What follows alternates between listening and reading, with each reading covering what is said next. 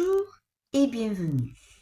Le sujet d'aujourd'hui, c'est vendre en marché incertain, la méthode.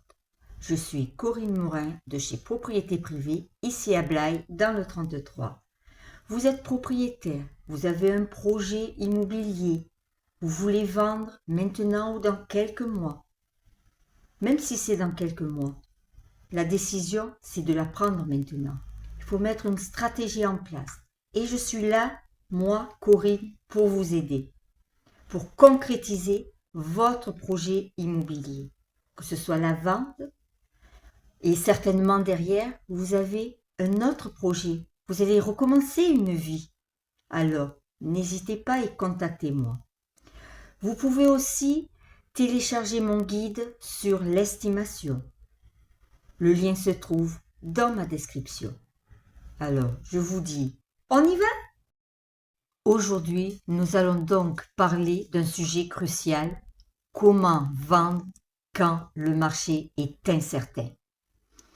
Inflation, crise économique, instabilité géopolitique, baisse du pouvoir d'achat. Souvent, vous, vendeurs, vous me dites, les acquéreurs ont du mal à se décider, aucune offre, instabilité du marché. Les négociations sont de plus en plus importantes. On sent que le marché se bloque. Et pourtant, dans chaque incertitude, il y a des moments, des instants où ça stagne, ou même ça peut avancer. Il ne faut pas rester bloqué dans l'incertitude. Pourquoi ? Dans un marché incertain, on ne vend pas plus fort, mais on vend différemment. Dans cette vidéo, je vais tout vous détailler, tout vous expliquer, les erreurs à ne pas commettre. Alors, restez jusqu'à la fin, car vous allez avoir de belles surprises. Ce qui se passe vraiment. Avant de vous parler de stratégie, de méthode, il faut comprendre la psychologie du marché. C'est comme une personne. Il faut comprendre la personne. Mais là, c'est pareil. Un marché incertain, ce n'est pas un manque d'argent. Non, pas du tout. C'est un marché sans visibilité. Et ça change tout. Les clients ne cherchent pas moins, mais ils cherchent différemment. Ils cherchent moins de risques, plus de garanties, plus de preuves, plus de sécurité. Ils ne cherchent plus sur l'envie, mais ils recherchent avec moins de risques. Le cerveau passe en mode protection. Quand l'environnement est instable, les cycles augmentent, les décisions deviennent instables, avec hésitation aussi. Les objections augmentent. Ce n'est pas contre vous, c'est le marché qui est comme ça. Les vendeurs réagissent mal. Ils baissent de suite leur prix, quitte à le brader. Il ne faut pas brader le prix. Ils deviennent invisibles. Ils ne font plus du marketing. Ils ne mettent plus les annonces, ils les enlèvent. Il faut être vu. Il faut continuer malgré tout. Vous attendez aussi, vendeurs, que ça se passe. Et c'est parce que cette période est incertaine que la confiance devient la monnaie principale. Les erreurs à ne pas commettre. Déjà, vous le savez, je me répète toujours, en erreur numéro 1, la baisse de votre prix. C'est une erreur. Surtout si votre prix est au plus juste. Pourquoi baisser si votre prix est dans le prix du marché ? Vous vous dites, les acquéreurs ont moins d'argent, peuvent moins demander un prêt auprès de leur banque. C'est une erreur. C'est pas parce qu'ils ont moins d'argent qu'il faut baisser votre prix. À ce moment-là, vous allez dévaloriser votre bien. Les acquéreurs vont se poser des questions. Il y a peut-être un vice caché. Vous réduisez les visites, les offres. C'est pour ça qu'il ne faut pas baisser votre prix, surtout s'il est au juste prix du marché. Erreur numéro 2, disparaître. Vous ne mettez plus une annonce sur les sites ? C'est une erreur. Vous voulez être visible? Vous voulez vendre votre bien? Bien, continuez. La visibilité crée la sérénité, crée l'envie. Si c'est pas celui-là d'acquéreur, ce sera un autre. D'accord, vous êtes peut-être pressé. Mais écoutez, vous savez que vendre un bien, en général, ne se vend pas du jour au lendemain. Il faut plusieurs semaines, voire même plusieurs mois. Être patient. Je sais, c'est pas évident d'être patiente. Moi, la première. Surtout, si vous vous effacez, vous allez créer un mode incertain par vous-même. Erreur numéro 3, et pas la moindre, vendre comme avant.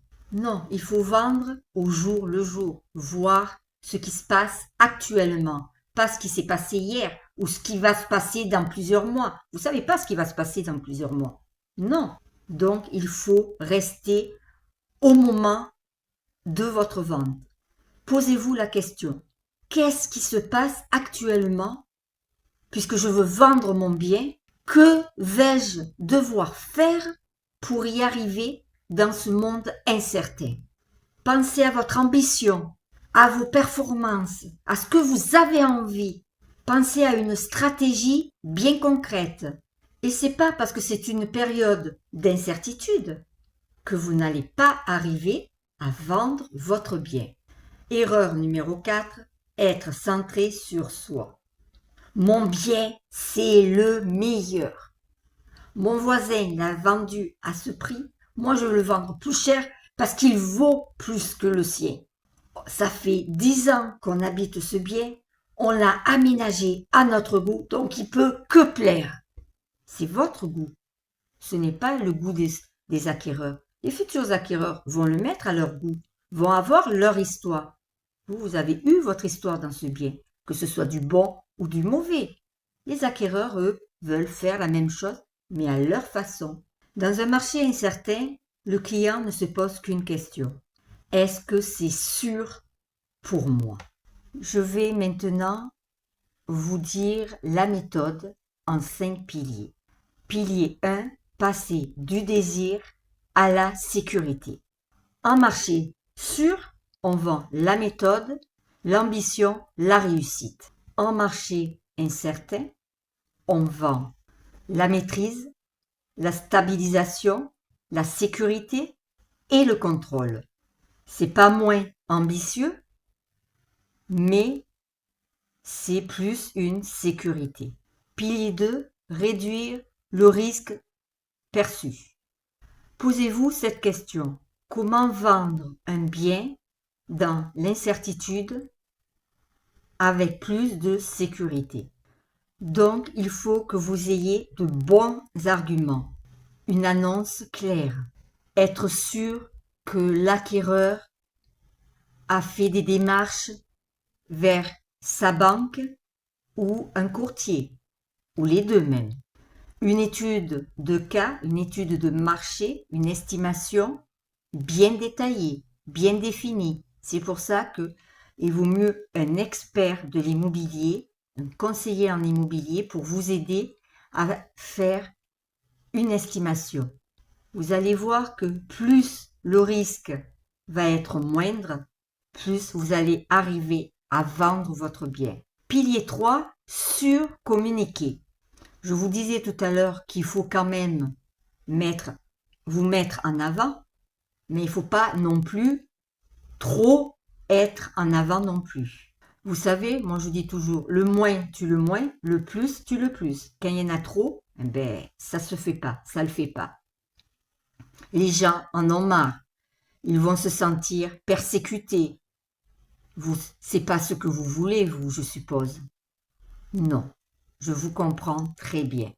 Vous devez rassurer plus, expliquer plus, ne rien cacher, montrer que vous êtes sérieux, que vous contrôlez la vente de votre bien. Ils vont être rassurés, ils vont être contents et à ce moment-là, vous pouvez avoir une offre. Pilier 4, devenir la valeur refuge. Dans chaque marché, il y a des valeurs refuges. Il faut de la cohérence dans ce que vous allez expliquer par rapport à votre bien. Il ne faut pas partir dans toutes les directions. Il faut un aspect nickel, c'est-à-dire, je vais vous l'expliquer, tout ce qui est objet personnel, enlevez-le, mettez-les dans les cartons pour votre prochain bien. Désencombrer, aérer les pièces, prendre de belles photos. Il faut une vision claire, car les acquéreurs achètent un bien où ils se sentent déjà chez eux, où ils ont un coup de cœur, avec prudence quand même. Pilier 5, raccourcir la distance de vente. Je vous dis, vous n'allez pas vendre du jour au lendemain, mais vous n'allez pas vouloir attendre un an avant de pouvoir vendre. Surtout si vous avez un projet comme une mutation. Là, c'est à plus ou moins quelques mois. Plus vous allez vouloir raccourcir le délai, plus il va peut-être avoir un couac. Ou pas. Je vous dis, toujours, le bon acquéreur, il y a toujours un bon acquéreur pour votre bien. Il faut vendre et être là au bon moment. Plus vous allez faciliter la décision pour l'acquéreur, plus vous allez pouvoir vendre votre bien avec sérénité. Plan d'action concret. Aujourd'hui, vous voulez vendre votre bien. Le marché est incertain. Le marché est plus lent. Les acquéreurs vont plus négocier. Les délais s'allongent. Les banques sont beaucoup plus strictes. Et oui, ça recommence. Ça s'était un peu assagi, mais les banques recommencent à être très strictes. En 1, repositionnez votre discours. Arrêtez de vous dire oh, les acheteurs vont vite être là, vont être conquis, vont avoir le coup de cœur. D'accord, c'est bien d'être positif. Entièrement d'accord.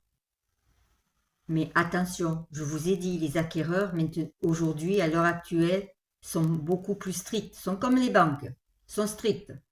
Vont plus faire attention. Arrêtez de dire aussi que votre bien est une opportunité incroyable. Il vaut tout l'or du monde. Aujourd'hui, un acheteur veut entendre. Voici pourquoi je vais sécuriser mon bien pour qu'un acquéreur puisse être conquis. Voici les risques et vendeurs, donnez-leur une solution. Ils vont apprécier. En marché incertain, les acquéreurs veulent de la stabilité, de l'honnêteté. En 2, soyez ultra transparent avec les chiffres. Les acquéreurs, eux, il faut que vous vous mettiez à la place, il faut que vous, vendeurs, vous mettiez à la place des acquéreurs. Peut-être qu'après la vente de votre bien, vous allez être à leur place, justement. Ils ont peur de surpayer et même sous-payer, parce que sous-payer, ça peut être un vice caché. Ils ont peur aussi de se tromper. Et puis peut-être que dans plusieurs années, ils vont vouloir revendre ce bien et ils vont se poser la question, est-ce que je vais arriver à vendre le bien que je vais acheter? Donc, vous devez montrer aux acquéreurs des comparables. Ce bien s'est vendu dans les alentours il y a quelques mois ou l'année dernière à tel prix, donc je me suis quand même ajusté à ce prix. Vous pouvez vous ajuster à un prix déjà vendu. S'il est au prix juste du marché, bien sûr. Expliquez l'attention du secteur. Donnez aussi une vision sur 3 à 5 ans. Vous savez, un acheteur qui est sécurisé, vous l'avez pratiquement dans votre poche, avec beaucoup moins de négociations. 3. Faciliter le financement. C'est vrai qu'aujourd'hui, les acquéreurs ont peur car, même s'ils ont un bon travail, le prêt peut leur être refusé. Ils ont peur de ça et c'est normal. Il faut leur proposer une mise en relation avec un courtier, autre que le banquier, avoir plusieurs décisions, plusieurs avis, Projection claire des mensualités. 4. Multiplier les preuves sociales. En marché incertain, les acquéreurs veulent voir les biens qui se sont vendus dans le même secteur. Ça les rassure. Ils veulent aussi des avis détaillés. Il faut être honnête avec l'acquéreur. Vous, vendeur, vous ne serez pas content si on vous cache la moitié des choses, ou même qu'une chose. Ben, eux, c'est pareil. La preuve sociale remplace la confiance. 5. Recontactez vos anciens acheteurs. Peut-être que vous avez acheté le bien où vous êtes. Donc, recontactez si vous avez gardé le numéro de téléphone pour savoir comment ils sont, ce qu'ils ont fait, est-ce qu'ils sont bien dans leur nouveau bien. Pas de pression, juste de la clarté. Ne vous mettez pas la pression. Et puis, je suis là pour vous aider. Donc, n'hésitez pas et contactez-moi. En conclusion, ce n'est pas parce que le marché est incertain que votre bien ne se vendra pas. Je vous ai dit, il y a toujours un acquéreur pour chaque bien et tout bien se vend. Après, c'est sûr, l'acquéreur va vouloir plus aller vers la négociation, une petite ou une grosse. Mais un acquéreur qui ne négocie pas, c'est rare, même si c'est minime. Ensuite, l'acquéreur a peur. Comme je vous le disais, il a peur des vices cachés.